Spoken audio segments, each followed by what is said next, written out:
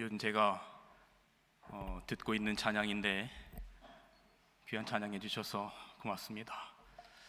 성도 여러분 안녕하십니까? 먼저 자진신고를 해야 제가 설교를 할 수 있을 것 같아서 그냥 솔직히 자진신고를 하고 오늘 여러분들 앞에 말씀을 드리겠습니다. 담임 목사가 휴가를 다녀오더니 뭐가 좀 바뀌었는데, 그래서 물어보시는 분도 있고 물끄러미 쳐다보시는 분도 있고, 어떤 분은 차마 어색할까봐 그냥 뒤에서만 생각하는 분도 계실 것 같아서 자진신고를 드립니다. 저도 제 자신이 아주 어색합니다. 그래서 지난 휴가 때 눈에 있는 세월의 흔적을 좀 우리 대한민국 최고의 성형외과 의사이신 우리 유장로님을 통해서 세월의 흔적을 좀 지웠습니다.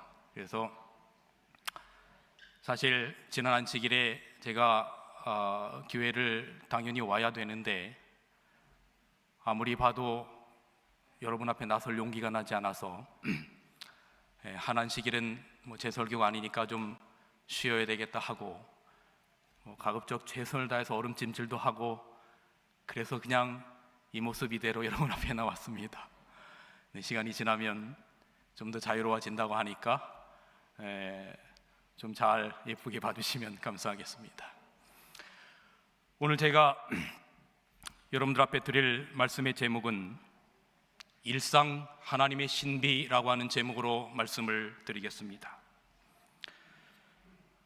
성경 마태복음 24장에 보면 예수님의 재림을 맞이하는 사람과 그렇지 못한 사람을 이렇게 묘사합니다. 그때의 두 사람이 밭에 있음에 하나는 데려감을 당하고 하나는 버려둠을 당할 것이요, 두 여자가 매를 앓고 있음에 하나는 데려감을 당하고 하나는 버려둠을 당할 것이니라. 그러므로 깨어 있으라. 어느 날에 너의 주가 임할는지 너희가 알지 못함이니이다. 너희도 아는 바니 만일 집 주인이 도적이 어느 경점에 올 줄 알았더면 깨어 있어 그 집을 뚫지 못하게 하였으리라. 이러므로 너희도 예비하고 있으라. 생각지 않은 때에 인자가 오리라. 아멘. 너희도 예비하고 있으라. 생각지 않은 때에 인자가 오리라. 깨어 있으라. 이런 말을 신앙생활을 하는 우리들이라면, 그리고 신앙의 연조가 깊으면 깊고 길면 길수록 깨어 있으라 이런 말을 수없이 많이 듣고 우리는 신앙생활을 해오고 있습니다. 그런데 문제는 안식일을 보내고 우리가 다시금 현실로 돌아가면 과연 내가 깨어있는 삶을 살고 있는가 하는 신앙과 현실 사이에서 고민하는 것이 오늘 우리네 그리스도인들의 삶의 모습이 아닐까 생각해 봅니다. 직장인은 아침에 일어나서 피곤한 눈꺼풀이 떼어지지도 않았는데 세수를 대충 하고 아침도 먹는 둥 마는 둥 하고 출근하고, 하루 종일 직장에서 사업터에서 사람들 만나고 시달리고 저녁 늦게 퇴근하여 파김치가 되어 때로는 씻지도 못한 채 잠자리에 듭니다. 그리고 안식일이 오면 우리는 잠시 신앙의 양심 때문에 세속에서 눈을 돌려 다시금 하나님께 마음을 돌려보려고 노력을 하고 이 안식일의 예배를 통하여 은혜를 받아보려고 노력을 합니다. 그리고 다시금 안식일 시간이 지나면 현실로 돌아오고 이 사이에서 우리는 고민합니다.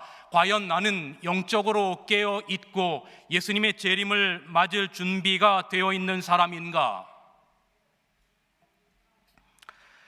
주부는 아침에 일어나서 밥 해놓고 아이들 깨우고 남편 깨우고 학교 보내고 남편 출근시키느냐고 정신이 없고 해도 별로 티도 안 나는 집안일, 그리고 애들 공부를 위해서 정보도 수집하고 또 시간 날 때마다 경제에 보탬도 되어야 하니까 이것저것 일도 하고, 저녁에 다시금 아이들을 맡고 공부시키고 남편을 맞이하고, 그러다 어느덧 안식일.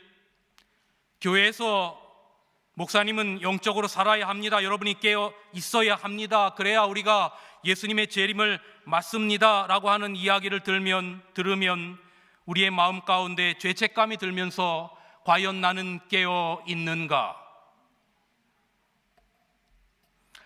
학생들은 학교 공부에, 학원 공부에, 부모님 성화에 내가 공부를 하는 건지 공부가 나를 다루는 건지 알지 못하고 어느덧 안식일을 맞고, 우리는 고민합니다. 과연 나는 깨어 있는가? 특별히 저는 목사로서 성도들에게 깨어 있으라고 설교는 하지만, 과연 양심의 손을 얹고 나는 목사로서 깨어 있으라라고 성도들에게 그렇게 말할 자격이 있는가? 그런 삶을 살아가고 있는가? 하는 깊은 고뇌에 빠질 때도 있습니다. 과연 나는 깨어 있는가? 도대체 깨어 있다는 게 뭘까? 우리는 일상에서 어떻게 깨어 있는 삶을 살 수 있을까? 우리는 신앙적인 것과 세속적인 것을 나누어 생각하고, 그리고 비종교적인 것, 세속적인 것이 우리의 일상을 채우고 있다라고 생각합니다. 우리의 일터에서, 가정에서, 우리의 일상에서, 우리의 삶은, 우리가 세상에서 하는 일들은 그저 세속적인 일이고, 신앙적인 것은 안식일에, 예배 시간에, 목사님 설교에서 그저 내가 한번 그런 마음을 가져보려고, 느껴보려고 할 때가 많습니다. 그리고 우리는 그렇게 교회에서 위로받고 싶을 때가 있습니다. 과연 나는 깨어있는 사람인가? 이런 고민들을 저뿐만 아니라 우리 많은 성도들이 하고 계시리라는 생각이 들었습니다. 그러다 성경의 한 사람의 삶이 눈에 들어왔습니다. 바로 그 사람이 이삭입니다. 우리는 이삭의 일상의 삶을 묵상하면 한 특징이 눈에 들어오는데, 그 일상의 삶 속에서 하나님의 신비를 발견합니다. 아브라함의 아들 이삭의 삶을 우리가 성경에서 관찰해 보면 이 사람에게는 뭔가 두드러진 업적을 전혀 찾아볼 수가 없습니다. 창세기 22장에 10대에 그가, 아브라함 아버지가 모리아산에서 그 자신을 제물로 바치려고 하는 그 경험, 여러분이 잘 아시는 것을 제외하면 특별히 이삭이 무엇을 했다는 기록도 없고, 뭔가 드라마틱한 사건이나 에피소드도 없습니다. 성경에 나타난 이삭의 사적 가운데 그가 열심히 한 것이 딱 하나가 등장하는데, 그것이 바로 우물을 판 일입니다. 이삭은 창세기 26장에 보면 우물을 팠다라고 하는 이야기만 그의 일생의 어떤 특징 가운데 기록되어 있는데, 여기 26장 18절에 우물을 다시 팠으니, 21절에 또 다른 우물을 팠더니, 22절에 이삭이 거기서 옮겨 다른 우물을 팠더니, 25절에 거기서도 우물을 팠더라라고 기록하고 있습니다. 이삭의 삶을 한마디로 표현하면 그는 우물 파기에 열심히 했던 사람인 것 같다는 느낌을 지울 수 없어요. 그런데 여러분, 우리가 이 모습을 우습게 보면 안 됩니다. 왜냐하면 우물은 이 이스라엘 사막지대의 생존의 근원이기 때문이죠. 사막지대에 우물보다 더 중요한 것은 없습니다. 물은 어느 장소 누구에게나 다 소중하고 필요한 것이지만, 특별히 이 시대의 배경이 되는 사막지대에서는 특별히 그 무엇보다도 생명과 생존과 관련된 것이 바로 물입니다. 따라서 물을 제공한다라고 하는 것은 생명을 제공하는 것과 같은 것이죠. 그래서 이삭의 삶 가운데 우물을 팠다라고 하는 것은 요즘 우리식으로 말하면 살기 위해서 몸부림치면서 성실히 살았다라고 하는 의미라고 생각이 드는 것입니다. 여러분, 우리는 때때로 어떤 드라마틱한 사건에서만 신앙의 의미를 찾으려고 하는 경향이 있습니다. 그래서 평범하게 맞는 우리의 일상에 대해서는 우리가 그다지 큰 의미를 부여하지 않을 때가 있어요. 특별히 영적인 관점에서 볼 때 말이죠. 그러나 여러분이 매일매일 삶의 터전에서 이삭이 우물을 팠듯이 여러분의 삶을 위해서 맞이하는 일상의 한복판에서 하나님께서 우리와 함께 만나주시고 우리는 거기에서 하나님의 뜻, 하나님의 섭리를 이루어 가신다면, 그것을 우리가 깨닫고 살아간다면, 여러분, 오늘 우리가 일상을 대하는 우리의 삶의 태도는 분명히 달라질 수 있으리라는 생각을 하는 것입니다. 여기 영감의 글에는 선지자 왕 219페이지에 이렇게 기록하고 있습니다. 직접적으로 어떤 종교적 사업에 관계하고 있지 않기 때문에 저희의 세계는 무용하고 저희는 하나님의 나라를 촉진시키는 일에 아무것도 하고 있지 않다고 느끼는 사람들이 많다. 평범한 매일의 의무에 종사하는 동안, 곧 나무를 베고 정지 작업을 하고 농사를 짓는 동안, 오늘날로 말하면 여러분이 직장을 출근하고 주부 생활을 하고 여러 가지 학생들은 학업을 진행하고 많은 우리의 삶을 위하여 일을 하고 있는 동안에 우리는 하나님을 위하여 적극적으로 봉사할 수 있다. 그리스도를 위하여 자녀들을 양육하는 어머니는, 손주들을 돌보기 위하여, 손주들을 양육하기 위하여 최선을 다하는 할아버지, 할머니는, 목사가 설교하는 것과 마찬가지로 참으로 하나님을 위하여 일하고 있는 것이라고 기록하고 있습니다. 우리가 설거지를 하면서 자녀를 양육하고 가족을 위해서 음식을 준비하고 직장 생활을 하는 매일의 의무 속에서 우리는 하나님의 영광을 위하여 살아갈 수 있고, 그것이 목사가 단상에서 하나님의 나라를 위하여 설교하는 것과 마찬가지로 하나님 나라의 영광을 위하여 일하고 있는 것이다라고 선지자는 기록하고 있습니다. 우리는 하나님의 계시에 대하여 말을 할 때에 일반 계시가 하나님께서 모든 시대, 모든 장소에 모든 사람들에게 자신을 드러내는 것을 우리는 일반 계시라고 이해하고 있습니다. 대표적으로 천연계 같은 것을 통하여, 만물을 통하여 하나님께서 당신을 모든 사람들에게 드러내신다라고 하는 것, 우리는 이것을 일반 계시라고 생각을 합니다. 그리고 또 다른 하나의 계시가 있는 건데, 이것이 이제 특별 계시, 스페셜 레벨레이션이라고 하는 특별 계시인데, 하나님께서 특별한 방법을 통하여 자신을 계시하시는데, 예를 들면 꿈이나 이상이나 하나님의 말씀이나 히브리서 4장 12절의 기별처럼, 그리고 예수 그리스도 그 자신이 이 땅에 오셔서 우리에게 하나님을 드러내시는 것, 우리는 이것을 특별 계시라고 말하지요. 여러분이 이미 잘 아시는 이야기입니다.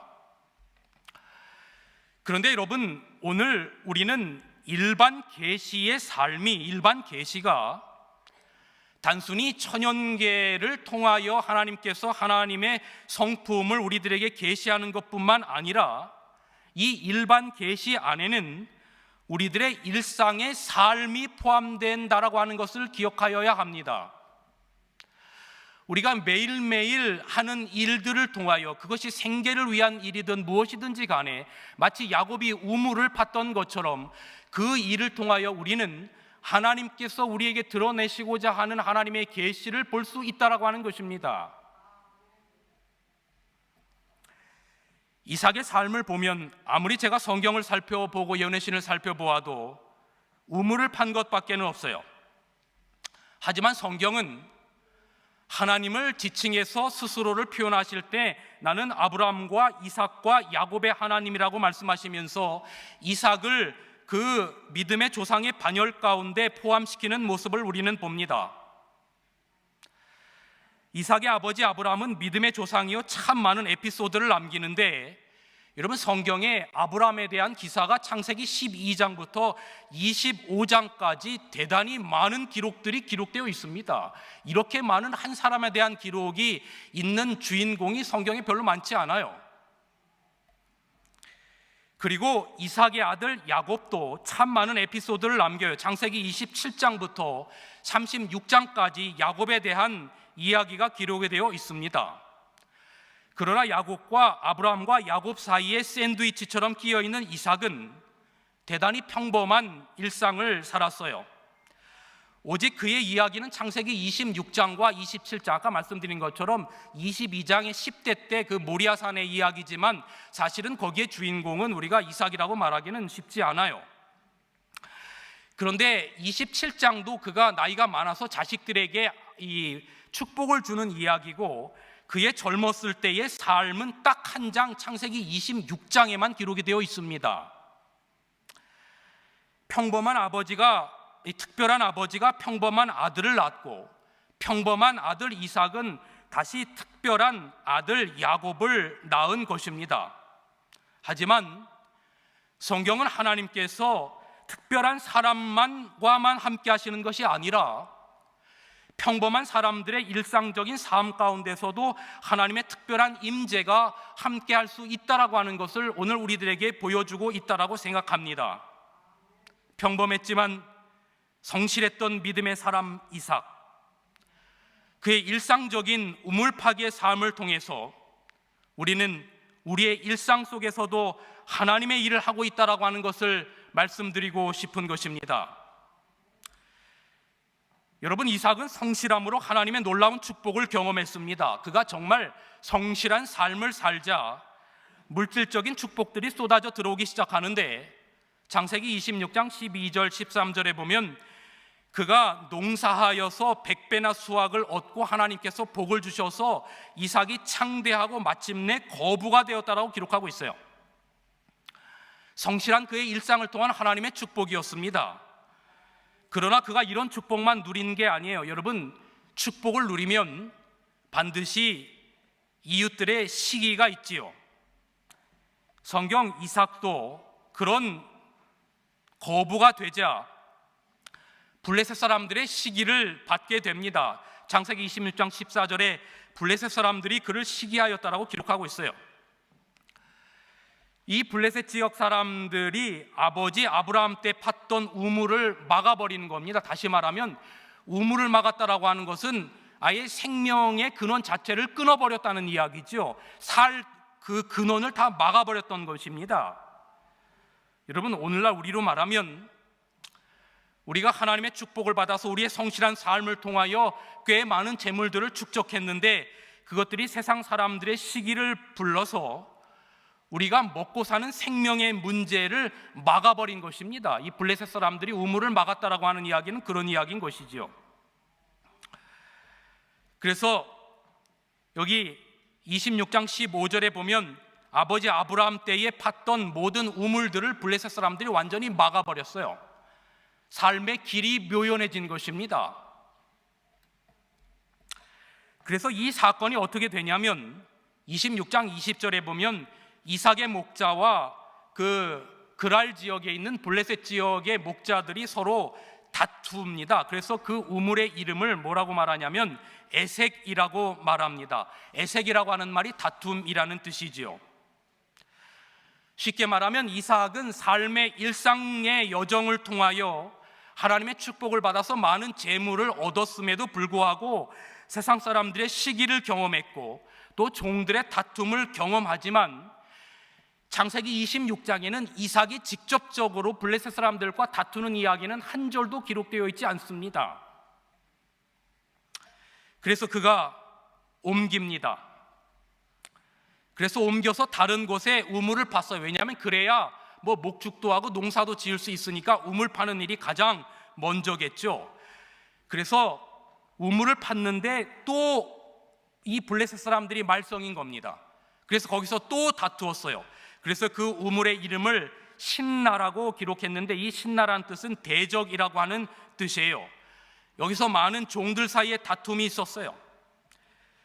그런데 이삭은 다툴 만도 한데 다투지 않고 그가 지역을 다른 곳으로 옮겨서 우물을 팠는데 그곳 이름을 르호봇이라고 하였고 이제 드디어 거기에서는 다툼이 없이 우리가 번성하리로다 라고 넓게 그의 삶의 터전을 마련하는 이야기가 기록되어 있습니다.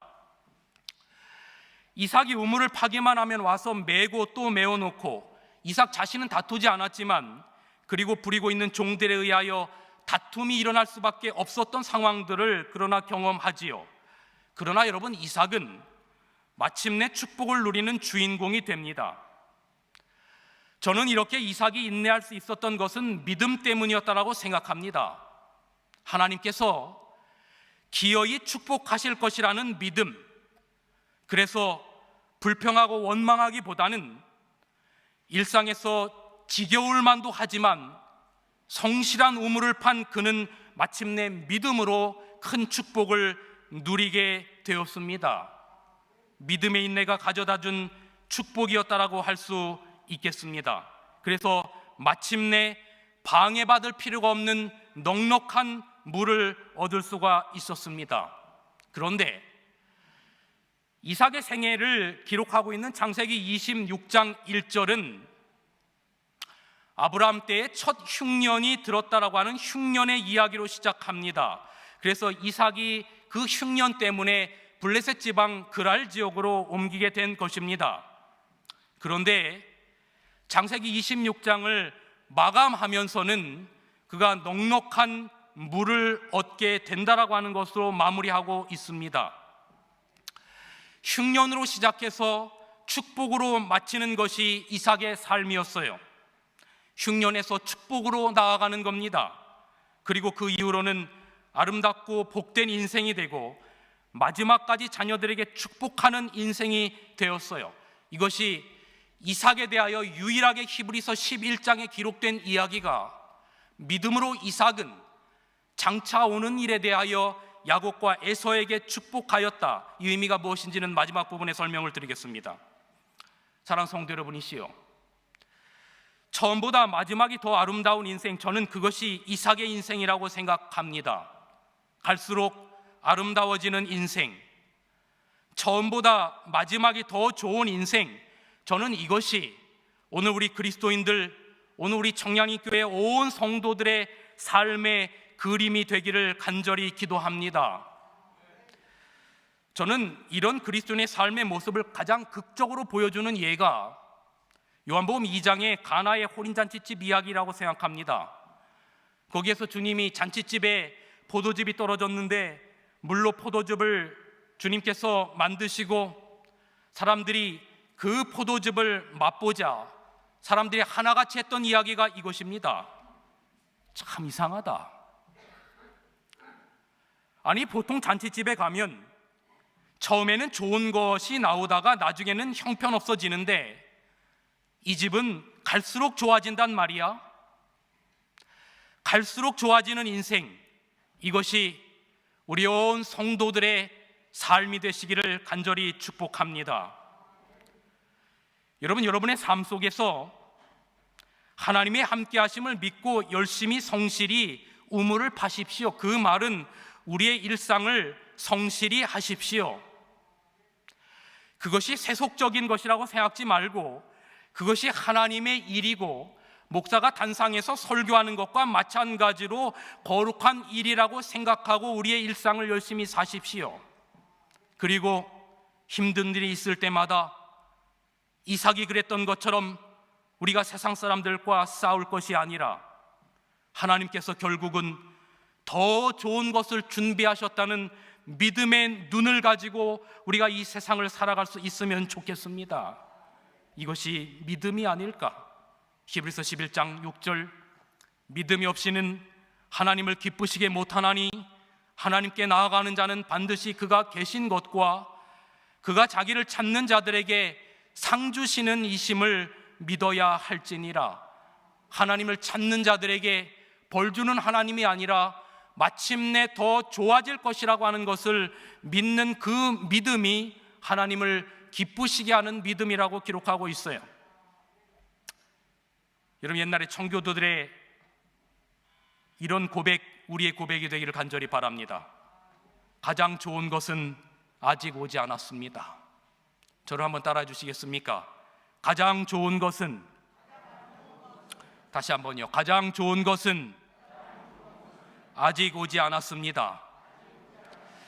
여러분, 우리가 일상에 지치고 힘들 때 이런 마음을 갖고 마침내 하나님께서 이삭의 삶을 축복하셨듯이 우리를 그렇게 하실 것이라고 하는 믿음 가운데 살아갔으면 참 좋겠습니다. 주님이 계심을 믿으며 더 나은 것을 준비하셨다는 그 믿음, 자기를 찾는 자들에게 상 주신다는 것을 믿는 믿음을 가지고 사는 것, 여러분, 이것이 저는 깨어 있는 것이라고 생각합니다. 그런데 가장 아직 좋은 것은 오지 않았다라고 하는 게 지금 내가 15평에서 사는데 30평으로 옮기고 티코를 몰고 다니는데 그랜저로 가고 이런 게 더 나은 것에, 가장 좋은 것에 궁극적인 의미가 분명히 아닐 것입니다.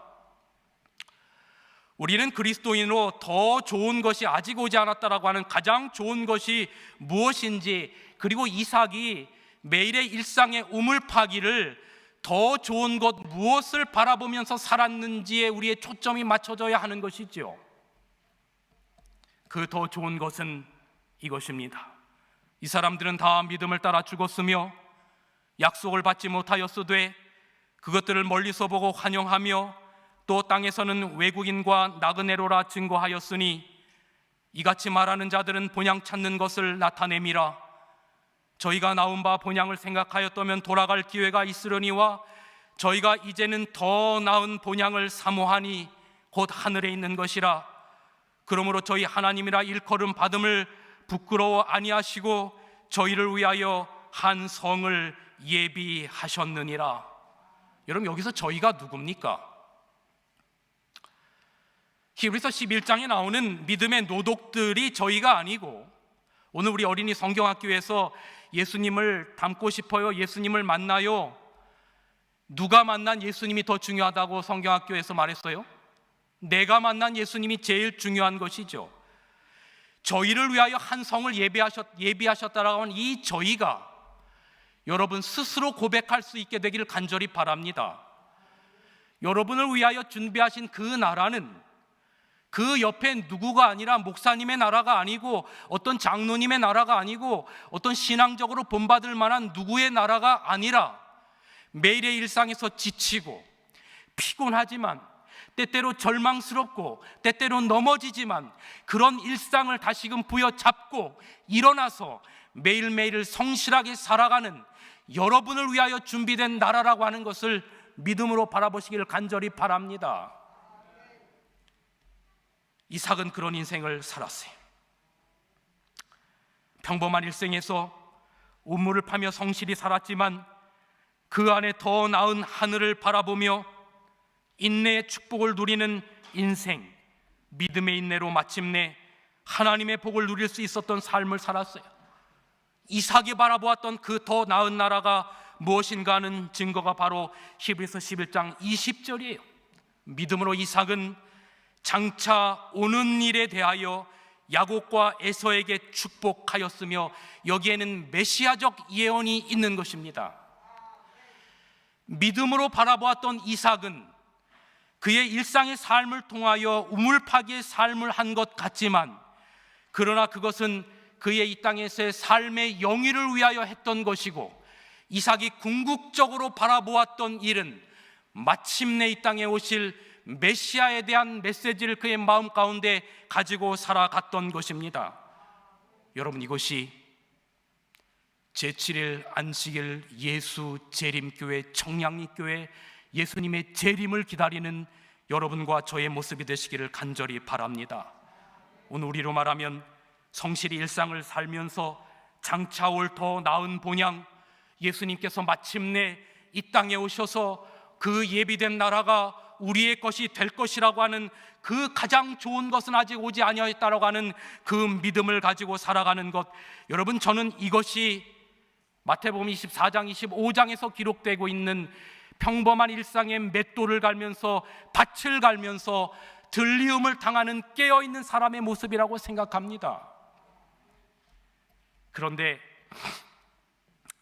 우리의 인생을 보니까 인생을 감사할 때 그때 하나님을 진짜 만날 수 있는 것 같아요.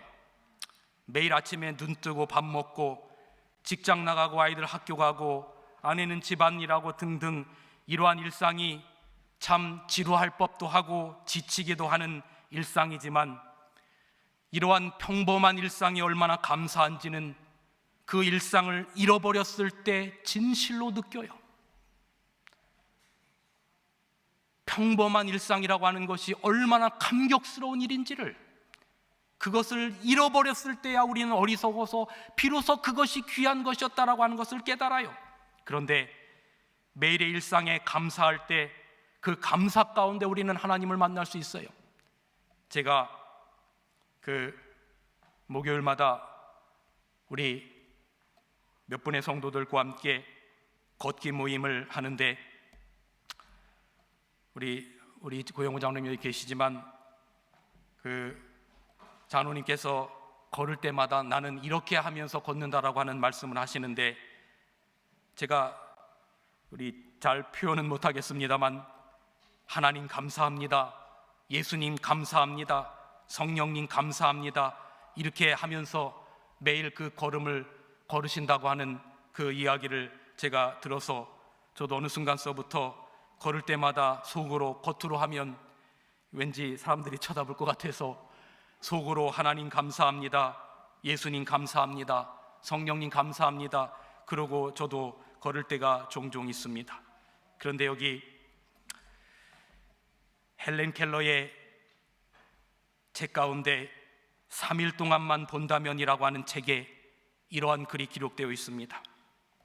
만약 내가 이 세상을 사는 동안에 유일한 소망 하나가 있다고 하면 그것은 죽기 직전에 꼭 3일 동안만 눈을 뜨고 보는 것이다.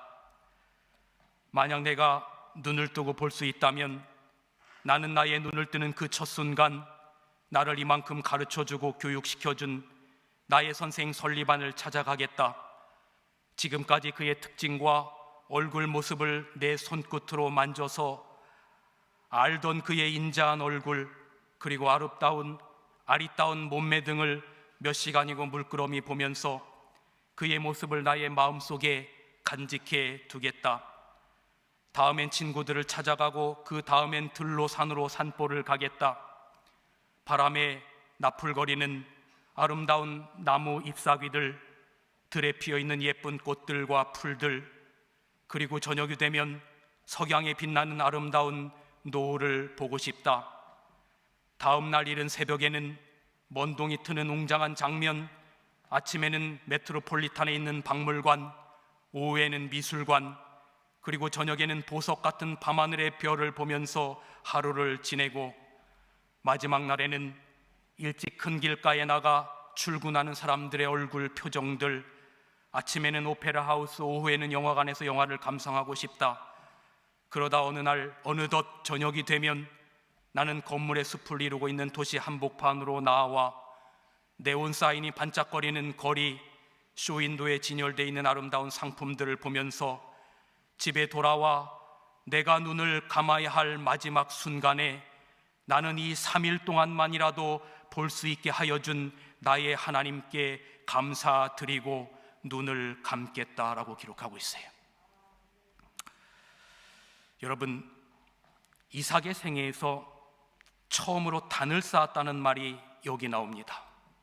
창세기 16장 25절, 이삭이 그곳에 제단을 쌓고 여호와의 이름을 부르며 거기 장막을 쳤더니 이삭의 종들이 거기서도 우물을 팠더라. 이삭의 생애 속에서 처음으로 단을 쌓았다는 말이 나오는 곳이 바로 이곳입니다.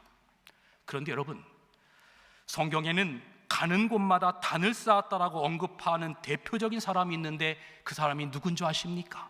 아브라함입니다.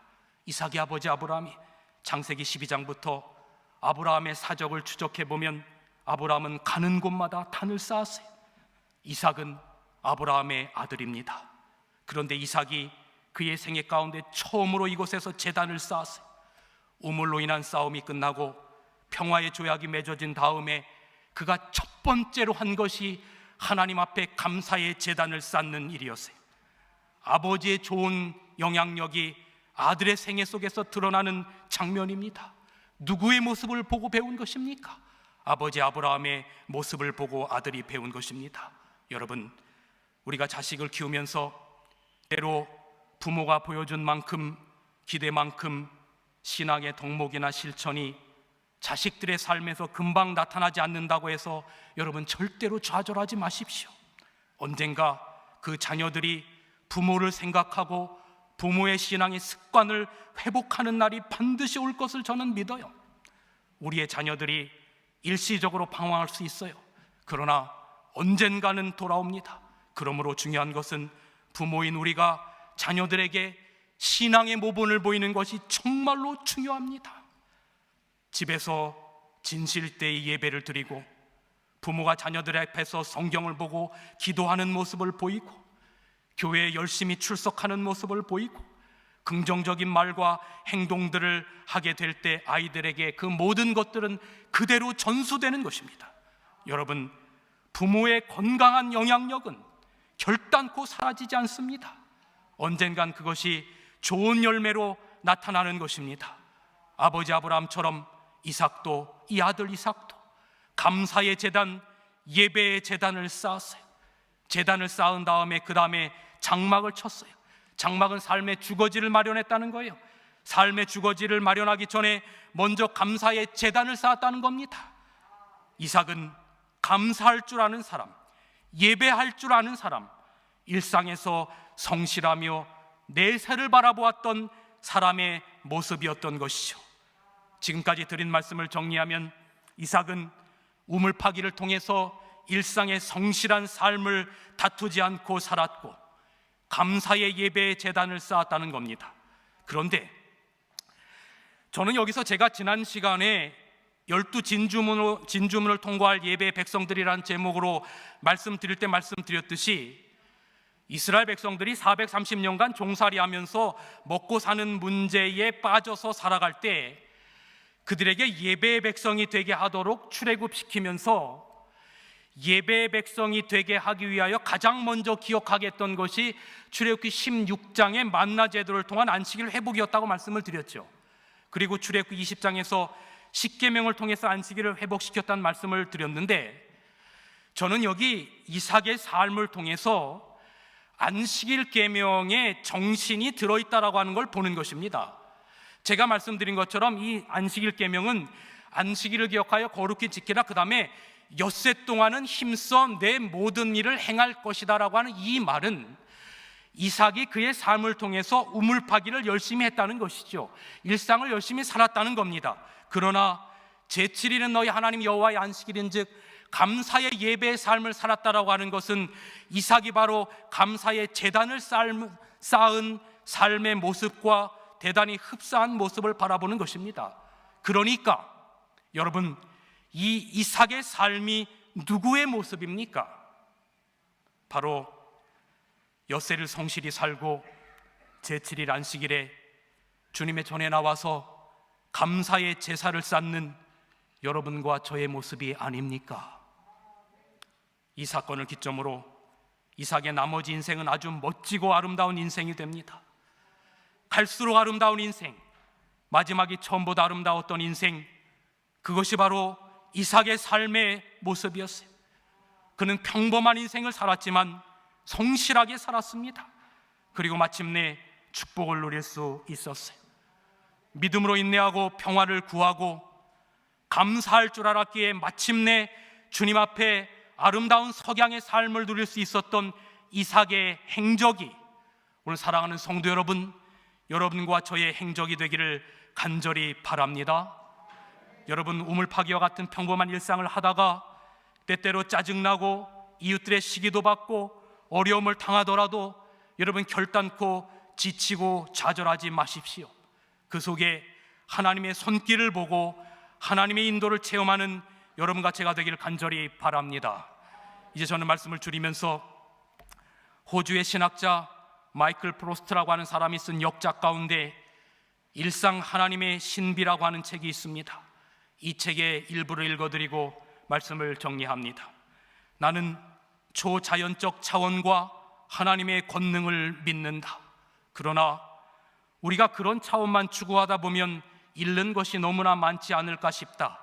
우리의 눈은 더 이상 활짝 열려 있지 않다. 고흐의 해바라기에서 하나님을 발견할 수는 없을까? 부서지는 파도 속에서 하나님이 보이지 않는가? 갓 태어난 해맑은 눈동자 속에서 하나님이 보이지 않는단 말인가? 장미 한 송이 혹은 영화나 책에 등장하는 인물, 아름다운 노래, 계절의 변화 가운데서 친구가 사랑한다고 말할 때 그분의 목소리가 들리지 않는가? 또한 맛있는 음식과 감미로운 대화에서 그분을 맛보지 않는가? 하나님의 나라는 이 세상 도처에서 확장되고 있다. 우리의 눈을 열어 굉장한 사건을 주목하는 만큼 일상적인 매일의 삶 속에서 하나님의 은혜를 맛보도록 하자. 이제 당신은 평범함 속에서 비범함을 발견하는 기쁨을 누리게 될 것이다. 우두커니 황혼을 바라본 적이 언제입니까, 여러분? 매일의 퇴근길 분주한 마음과 보폭을 잠깐 누그러뜨리시고 서쪽 하늘을 바라보십시오. 검은 하늘과 붉은 노을의 장엄함에서 창조의 신비를 느껴보십시오. 비록 덥지만 아름답고 튼실한 곡식을 만드시려고 주시는 하나님의 사랑의 햇볕에 감사해 보십시오. 아무리 바쁘더라도 가끔은 가족들과 천연계로 나가셔서 창조주의 사랑을 느껴보십시오. 눈으로 볼 수 있고 귀로 들을 수 있고 혀로 맛을 느낄 수 있고 입으로 하나님을 찬양할 수 있음에 감사해 보세요. 이 거룩한 안식일 주의 전에서 예배드릴 수 있음에 감사해 보세요. 우리들에게 없는 것에 불평하지 말고 내게 있는 것에 감사해 보세요. 우리는 반드시 거기서 하나님을 만나게 될 것입니다. 말씀을 줄이면서 다시 한번 선지자 왕의 말씀을 읽어드리고 말씀을 마칩니다. 직접적으로 어떤 종교적 사업에 관계하고 있지 않기 때문에 저희의 생애는 무용하고 저희는 하나님 나라를 촉진시키는 일에 아무것도 하고 있지 않다고 느끼는 사람들이 많다. 평범한 매일의 의무에 종사하는 동안 곧 나무를 베고 정지 작업을 하고 농사를 짓는 동안 하나님을 위해 적극적으로 봉사할 수 있다. 그리스도를 위하여 자녀들을 양육하는 어머니는 목사가 설교하는 것과 마찬가지로 참으로 하나님을 위하여 일하고 있는 것이다.